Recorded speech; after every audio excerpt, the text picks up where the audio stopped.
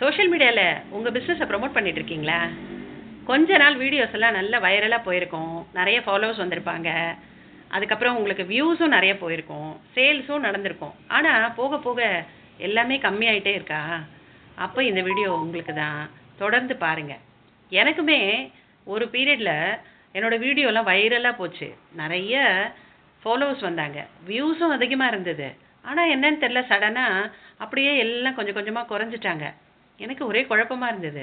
நான் கண்டினியூஸாக நல்ல வீடியோ தானே போட்டுட்ருக்கேன், எல்லாமே யூஸ்ஃபுல்லான தானே இருக்குது, ஆனால் ஏன் இப்படி குறைஞ்சிது அப்படின்னு எனக்குமே ரொம்ப வருத்தமாக இருந்தது. அப்புறம் நான் இன்ஸ்டாகிராமை எப்படி க்ரோ பண்ணிக்கிறது அப்படிங்கிறத கற்றுக்கிட்டேன். அதுக்கப்புறம் இப்போ நல்ல வியூஸ் போகுது, ஃபாலோவர்ஸும் கொஞ்சம் கொஞ்சம் இன்க்ரீஸ் ஆகிட்டே இருக்காங்க, சேல்ஸும் ஆர்கானிக்காக நடக்குது, எந்தவித அட்வர்டைஸ்மெண்ட்டும் இல்லாமல்.